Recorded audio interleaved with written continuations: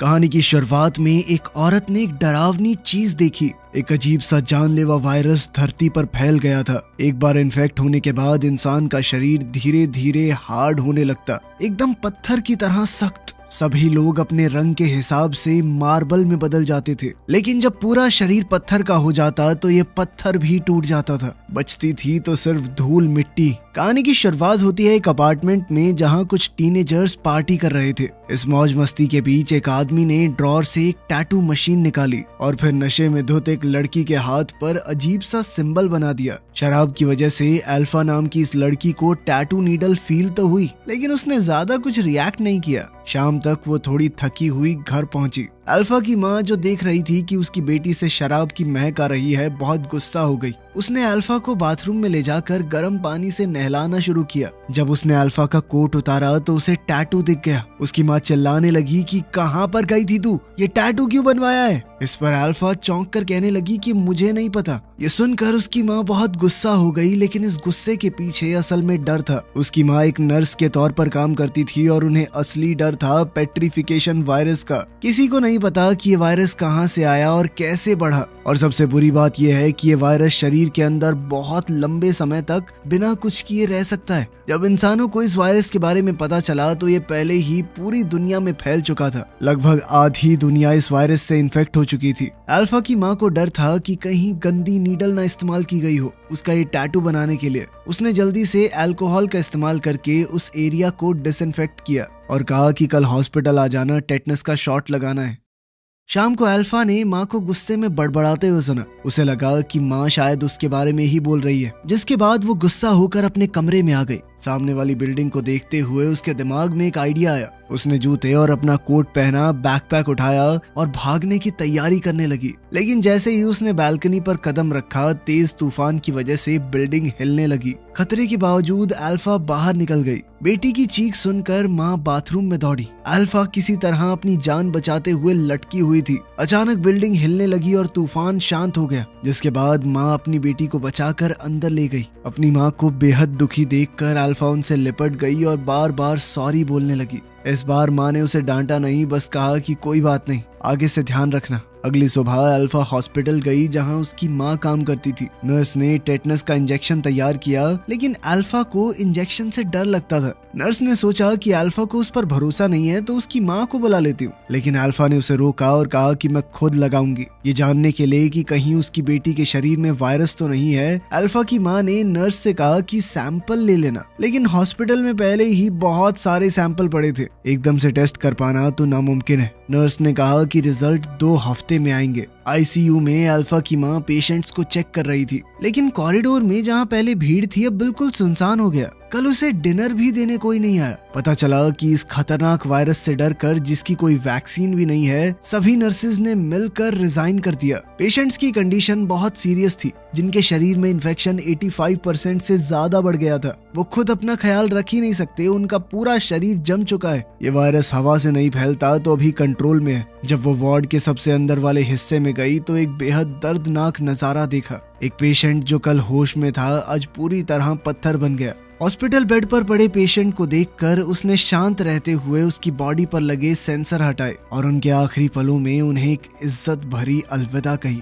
क्योंकि उसे हॉस्पिटल जाना पड़ा था, इस वजह से अल्फा आज अपनी सुबह की क्लास के लिए लेट हो गई। जब होमवर्क सबमिट करने की बारी आई तो टीचर ने अल्फा को अपने पास बुलाया, लेकिन जैसे ही अल्फा घूमी उसके हाथ पर लगा जख्म फट गया, जिस पर उसने ध्यान नहीं दिया। डेस्क पर खून गिर गया। क्लास के स्टूडेंट शॉक में आ गए, सब लोग घबरा गए। अल्फा ने समझाने की कोशिश की, ये सिर्फ मेरे हाथ में लगी हुई एक चोट है, लेकिन इस वायरस का डर इतना ज्यादा था कि सबको लगने लगा अल्फा इन्फेक्ट हो गई है। पैनिक न हो इसलिए टीचर ने अल्फा को स्कूल के डॉक्टर रूम में भेज दिया। उसके सभी दोस्त उसे बहुत अजीब से तरीके से देख रहे थे और इस बात से अल्फा बहुत उदास हुई, लेकिन उसके पास कोई और रास्ता नहीं था। उसने अपनी बुक्स पैक की और जल्दी से क्लासरूम छोड़ दिया। जैसे ही अल्फा बाहर निकली, एड्रियन नाम का एक लड़का उसके पीछे भागा। दरअसल एड्रियन और अल्फा एक दूसरे से प्यार करते थे।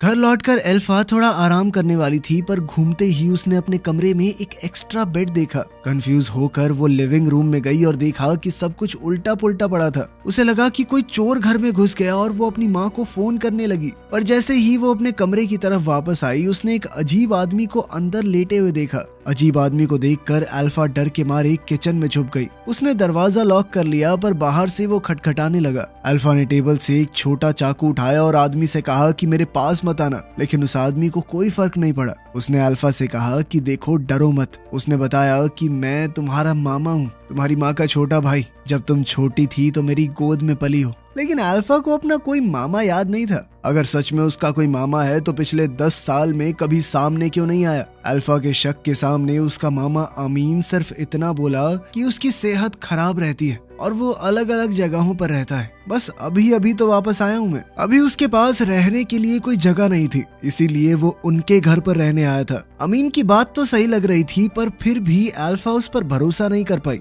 जैसे ही वो याद करने की कोशिश कर रही थी कि क्या सच में उसका कोई मामा है, अमीन ने आगे बढ़कर उसके हाथ से चाकू छीन लिया। तभी अल्फा की माँ काम से घर आई। अपनी माँ को देखते ही अल्फा तुरंत मदद के लिए भागी। माँ ने कहा कि मिल ली अपने मामा से। अब ये तो साफ था कि अमीन सच बोल रहा था। खैर, बाद में अल्फा सैंपल कलेक्शन के लिए हॉस्पिटल गई, पर पेशेंट्स बहुत ज्यादा होने की वजह से उसे पहले इंक्वायरी एरिया में वेट करना पड़ा। जैसे ही अल्फा बैठी, उसने अपनी इंग्लिश टीचर को एक इन्फेक्टेड बूढ़े आदमी को अंदर लाते हुए देखा। अल्फा ने उनसे हेलो कहा। सैंपल कलेक्ट होने के बाद अल्फा वापस अपने स्कूल गई और क्लासेस लगाने लगी। लेकिन स्पोर्ट्स क्लास के दौरान उसके हाथ का जख्म फिर से फट गया और वॉलीबॉल पर खून लग गया। बॉल पर खून लगा देखकर क्लासमेट्स ने अल्फा को घिन और नफरत से देखा। उसके टीचर को भी डर लगा कि अल्फा इन्फेक्टेड हो सकती है और उसने अल्फा से कहा कि जल्दी से जाकर अपना इलाज करवाओ। और जैसे ही अल्फा ने पीछे मुड़कर देखा, उसका टीचर एक तौलिए से बॉल को लपेटकर डस्टबिन में फेंक रहा था। अपने दोस्तों से यूं अलग थलग रहकर अल्फा को बहुत बुरा लगता था। एड्रियन भी थोड़ा डरा हुआ लग रहा था। जब अल्फा ने देखा कि एड्रियन भी उसे इन्फेक्टेड समझ रहा है, तो वो गुस्से और उदासी में जिम छोड़कर चली गई। स्कूल के बाद अल्फा और उसकी माँ उसकी नानी के घर गए। आज ईद है और पूरा परिवार और दोस्त वहाँ खाने के लिए जमा हुए थे। लेकिन जैसे ही वो सीढ़ियों तक पहुंची, अल्फा ने देखा कि हॉलवे में 2 आदमी सो रहे थे और फर्श पर कई सारी सुइयां पड़ी थी। हॉलवे छोड़कर वो लोग नानी के घर पहुंचे। अल्फा के मामा और बाकी लोग पहले ही आ चुके थे और सब अपने अपने काम में लगे हुए थे। सिर्फ अल्फा चुपचाप टेबल पर बैठी रही। अमीन छोटी उम्र में नशे की लत में पड़ गया था। तब से बाकी परिवार वाले उसके साथ बहुत बुरी तरह व्यवहार करते थे। कोई भी आमीन से बात नहीं कर रहा था। खाने के बीच में अल्फा ने देखा कि आमीन एक कमरे के अंदर गया और अल्फा की माँ भी सावधानी से उसके पीछे गई। दरवाजे के छोटे से गैप से अल्फा ने देखा कि आमीन फर्श पर बेहोश पड़ा है और उसकी माँ उसे ट्रीट करने की कोशिश कर रही है। जैसे ही अल्फा दरवाजे पर दिख गई, माँ ने जल्दी से दरवाजा बंद कर दिया। तभी नानी वहाँ आ गई और अल्फा उनके चेहरे पर उदासी नहीं देखना चाहती थी, इसीलिए उसने झूठ कह दिया कि मम्मी की तबीयत अभी ठीक नहीं है, वो कमरे में आराम कर रही हैं। नानी ने ज्यादा सोचा नहीं और अल्फा के चेहरे पर हाथ फेरते हुए कहा कि हमेशा खुश रहो। स्कूल में अल्फा के साथ फिर से बाकी बच्चे बुरा बर्ताव कर रहे थे, क्योंकि ये वायरस किस तरह से फैलता है ये बात पता ही नहीं किसी को। इसीलिए सभी बच्चों को डर लग रहा था कि अल्फा इन्फेक्टेड है और वो उससे दूर रहना चाहते थे, खासकर तैरते वक्त। कुछ बच्चों ने अल्फा को घेर लिया और कहा कि तुम स्विमिंग करने मत जाना, लेकिन अल्फा को ये पसंद नहीं आया कि वो बच्चे उसे दबा रहे थे और उसने उन सब के ऊपर थूक दिया, ले अब तुझे भी लग गई बीमारी, ले। बाद में स्विमिंग क्लास के दौरान जिस लड़की पर अल्फा ने थूका था, उसने बदला लेने के लिए अल्फा को पीछे से खींचना शुरू कर दिया और उसके साथ ही मिलकर अल्फा को डुबाने लगे। अल्फा ने लड़ने की कोशिश की, पर गलती से वो पूल की दीवार से टकरा गई। उसका सर घिस गया और बहुत सारा खून बहने लगा। पूल में खून देखकर क्लासमेट्स घबराकर भाग गए। स्कूल में बेटी को चोट लगने की खबर मिलते ही माँ तुरंत वहाँ पहुंची, लेकिन प्रिंसिपल ने शैतान बच्चों को सजा नहीं दी। उसने अल्फा से ही कहा कि तुम थोड़े दिन की छुट्टी ले लो। सच ये था कि स्कूल को बहुत सारे पेरेंट्स की तरफ से कंप्लेंट्स आ रही थी, जिसमें पेरेंट्स चिंता जता रहे थे कि हो सकता है अल्फा इन्फेक्टेड हो,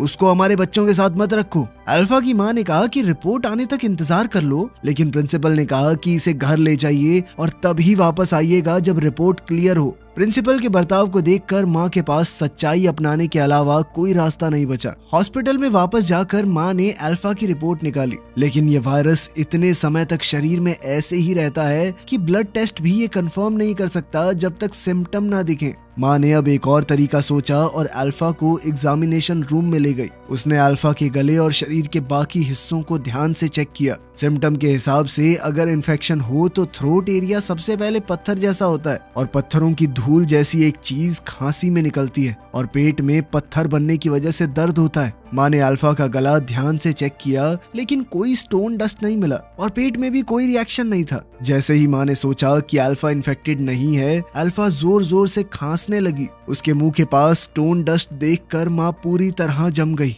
अल्फा ने भी अपनी माँ की नजर देखी और तुरंत शीशे की तरफ भागी। शीशे में खुद को देखकर वो हैरान हो गई। उसने कभी नहीं सोचा था कि एक पार्टी उसे बीमार कर देगी। ये जानकर कि उसकी बेटी सच में इन्फेक्टेड है, माँ बिल्कुल बेचैन हो गई। वो जल्दी से इसका इलाज ढूंढने लगी, लेकिन ये स्टोन वायरस पिछले 10 सालों से फैला हुआ है और साइंटिस्ट बिल्कुल बेबस। वैक्सीन बनाना तो दूर की बात है, उन्हें अभी तक ये नहीं समझ आया कि ये वायरस फैलता कैसे है। अब तक उन्हें सिर्फ इतना पता है कि इन्फेक्ट हो गए पेशेंट्स को अजीबोगरीब चीजें दिखती हैं। उदास होकर वो एक डेस्क पर लेट गई और समझ नहीं आया कि किया क्या जाए। वो अल्फा के कमरे में गई और अपनी बेटी को शांत करने की कोशिश की, लेकिन दरवाजे पर उसने एक अजीब सा सीन देखा। आमीन और उसकी बेटी बेड पर पड़े हिल रहे थे। दोनों की मूवमेंट बिल्कुल एक जैसी थी। अपनी बेटी को दर्द में देखकर वो सिर्फ तसल्ली दे पाई। उसने अपनी बेटी के लिए प्रार्थना शुरू की और तब उसे याद आया जब वायरस पहली बार फैला था। उस वक्त बहुत सारे वायरस से ग्रस्त लोग हॉस्पिटल में आ गए और एंट्रेंस पूरी तरह ब्लॉक हो गई। बेड कम थे और हॉस्पिटल पहले से ही फुल। सिक्योरिटी गार्ड्स ने दरवाजे बंद कर दिए और पेशेंट्स को अंदर नहीं आने दिया। घबराए हुए पेशेंट्स ने एंट्रेंस पर हंगामा कर दिया। गार्ड्स के बर्ताव से वो खुश नहीं थी, लेकिन हॉस्पिटल इतने लोगों को नहीं संभाल सकता था, तो बेचारे गार्ड्स के पास भी क्या रास्ता था। परेशान पेशेंट्स को देखकर वो सिर्फ उन्हें शांत करने की कोशिश करती रही। उसने कुछ सीरियस पेशेंट्स को अंदर आने दिया, लेकिन इन्फेक्टेड लोग इतने ज्यादा थे कि सबको बचाना मुमकिन ही नहीं था। हॉस्पिटल कॉरिडोर में काले बॉडी बैग्स पड़े थे जिनमें वायरस से मरे हुए पेशेंट्स थे। परिवार का कोई भी आदमी उन्हें लेने नहीं आया, इसलिए हॉस्पिटल ने उन्हें हॉलवे में ही छोड़ दिया। डॉक्टर्स ने वायरस को रोकने की बहुत कोशिश की। अच्छी बात यह थी कि हर शरीर अलग होता है, इसीलिए पत्थर बनने की स्पीड सबकी अलग थी। कुछ पेशेंट एक ही दिन में खांसी से सीधा पत्थर बन गए और कुछ लोगों को सालों लग गए शुरू होने में। बदकिस्मती से आमीन पहली वेव के इन्फेक्टेड लोगों में से है। आमीन की कंडीशन बहुत सीरियस है, उसकी पूरी पीठ पत्थर की बन गई थी। वो जांच के लिए सैंपल लेना चाहती थी, पर जब उसने नीडल डाली तो खून रुक ही नहीं पाया और उसने गॉज की मदद से घाव बंद करने की कोशिश की, पर अचानक आमीन की पत्थर बनी हुई पीठ सीधा क्रैक हो गई। इन्फेक्शन की वजह से अल्फा अब स्कूल नहीं जा सकती थी और उसे आमीन के साथ घर पर रहना पड़ रहा था। माँ ने कभी सीधे तौर पर नहीं बताया, पर अल्फा जानती थी कि उसके मामा को कोई तो बीमारी है। पहले अल्फा आमीन से नफरत करती थी, पर स्कूल में जब उसे अकेला छोड़ा गया तो अल्फा ने दुनिया के बुरे बर्ताव को महसूस किया और धीरे धीरे उसे अपने मामा के लिए बुरा लगने लगा। जब वो बात कर रहे थे तो अल्फा की माँ घर पर जल्दी आई। वो एक बड़ी बोतल पानी की लाई और अल्फा से कहा कि ज्यादा से ज्यादा पानी पिया करो, लेकिन अल्फा को पानी की वजह समझ नहीं आई और उसने सिर्फ थोड़ा सा पानी पिया। बेटी की बेफिक्री देखकर माँ ने जबरदस्ती पानी उसके गले से नीचे उतारा। बाद में पता चला कि उसकी माँ ने ये चीज नोटिस की थी कि जो पेशेंट ज्यादा पानी पीते हैं वो धीरे धीरे पत्थर बनते हैं और गले को भी थोड़ा आराम मिलता है। लेकिन आमीन जानता था कि ये सब बेकार है, आखिर वो भी तो इन्फेक्टेड है। पानी का असर बहुत कम है। अगर इन्फेक्टेड आदमी का शरीर कमजोर है तो वायरस 3 घंटे के अंदर पूरा पत्थर बना देता है। इस इन्फेक्शन का एक ही इलाज है, वैक्सीन, लेकिन वो सिर्फ एक आम सी डॉक्टर है। दुनिया के सबसे बड़े साइंटिस्ट भी इतने साल से कुछ नहीं कर पाए तो वो क्या कर लेगी। आमीन ने अपनी बहन को समझाने की कोशिश की कि अगर अल्फा पहले से ही इन्फेक्टेड है तो उसे घर के अंदर बंद नहीं रहना चाहिए, उसे जिंदगी को पूरी तरह से जीने दो। पता नहीं कितने दिन की मेहमान है ये बच्ची। लेकिन अल्फा के वायरस को फैलाने के डर से माँ ने सीधा मना कर दिया। इस बात पर घर में बहुत झगड़ा हुआ। जाने से पहले बेटी भाग न जाए, इस डर से माँ ने दरवाजे को लॉक कर दिया। शाम को एक उदास अल्फा बेड पर करवटें बदलती रही, जैसे उसे लगा कि उसकी जिंदगी ऐसे ही खत्म हो जाएगी। ऊपर से एक जोर की आवाज आई। जब अल्फा ने दोबारा आंखें खोली सब कुछ नॉर्मल था। पता चला कि ये सब सिर्फ एक सपना था। अपनी उदास भांजी को देखकर आमीन ने खिड़की खोली और अल्फा को छुप कर घर से बाहर निकाल दिया। वो एक बार में पहुंचे जो इन्फेक्टेड लोगों से भरा हुआ था। वहाँ सब लोग बात कर रहे थे, हंस रहे थे और उनमें से किसी को भी ऐसा नहीं महसूस हो रहा था कि वो गलत कर रहे हैं। वो लोग यहाँ अपने आप को बाहर की दुनिया के प्रेशर से फ्री महसूस करते थे। इस जगह पर कोई उन्हें जज नहीं करता था, कोई उनके साथ बुरा बर्ताव नहीं करता था। ये सीन देखकर अल्फा का डिप्रेस्ड मूड तुरंत बदल गया और वो हॉल में इन्फेक्टेड लोगों के साथ डांस करने लगी। सुबह होने तक वो लोग एंजॉय करते रहे। फिर अल्फा अपने मामा के साथ बार से निकल गई। आमीन ने अल्फा से कहा कि जितना वक्त बचा है उसमें सब कुछ करो जो भी करना चाहती हो और अपनी सारी छुपी हुई भावनाएं बाहर निकाल दो। आमीन की बात सुनकर अल्फा को एड्रियन याद आया और वो उसके घर के बाहर गई। एड्रियन अल्फा को देखकर खुश हुआ, पर तभी अल्फा ने नोटिस किया कि आमीन की पीठ पर बिल्कुल वैसा ही टैटू है जो उसके पास था। तब सच सामने आया कि अल्फा का वो टैटू उस दिन एड्रियन ने ही बनाया था और उसी टैटू की वजह से वो आज बीमार हुई है। गुस्से में अल्फा ने एड्रियन से कहा कि तुम्हारी टैटू मशीन में वायरस था। उसने कहा कि जल्दी से अपना टेस्ट करवाओ। एड्रियन कुछ बोल पाता उससे पहले ही अल्फा अपार्टमेंट छोड़कर चली गई। अल्फा बस में बैठ गई मानो खुद को दुनिया से दूर करना चाहती हो, लेकिन बस में उसके मामा पहले से मौजूद थे।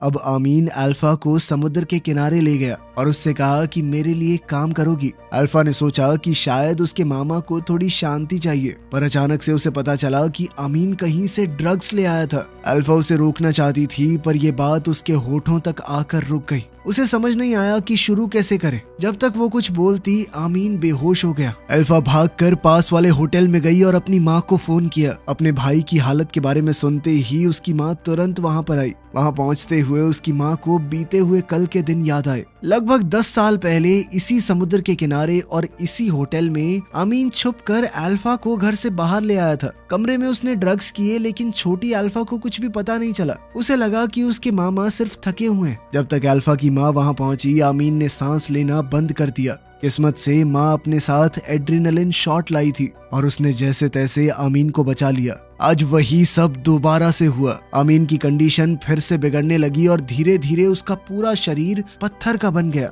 अपने भाई को देखकर, जिसका सिर्फ आधा चेहरा बचा था, अल्फा की माँ का दिल टूटने लगा। पूरी तरह पत्थर बने अपने भाई को देखकर अल्फा की माँ उसके पास ही लेट गई। लेकिन जब उसकी दोबारा आंखें खुली तो उसने खुद को घर पर पाया और अल्फा अपने कमरे में थी।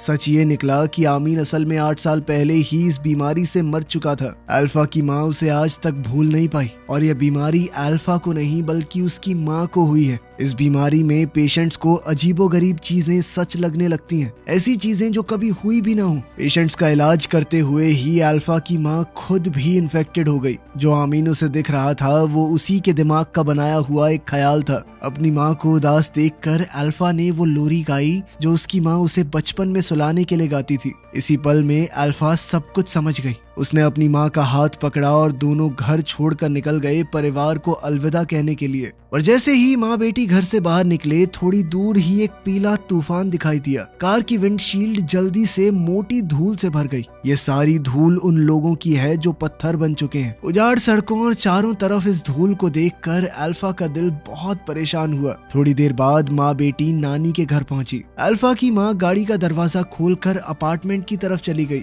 जैसे ही माँ गाड़ी से उतरी, अल्फा ने देखा कि उसके अंकल फिर से सामने आ गए और दोनों बहन भाई हंसते खेलते हुए दूर चले गए। अल्फा उनके पीछे भागने वाली थी, पर जैसे ही वो गाड़ी से बाहर निकली, एक अजीब सा सीन दिखाई दिया। उसने देखा कि आमीन धूल बनकर गायब हो गया, पर अपनी माँ को जमीन पर रोती हुई देखकर अल्फा वहीं जम गई। इस वक्त अल्फा के चेहरे पर भी इस बीमारी के साइन दिखने लगे। सच ये था कि अल्फा का परिवार और आसपास के पड़ोसी सभी वायरस के शुरुआत के दिनों में ही इन्फेक्ट हो गए थे। जमीन पर जो रेत पड़ा है वो असल में इंसान हैं जो पत्थर बन गए। कहानी के आखिर में अल्फा ने सच्चाई को अपना लिया और सोच लिया कि जितनी जिंदगी बची है खुश रहकर जिएगी। वीडियो पसंद आई तो लाइक कर देना, चैनल को सब्सक्राइब कर लेना। मिलते हैं अगली वीडियो में।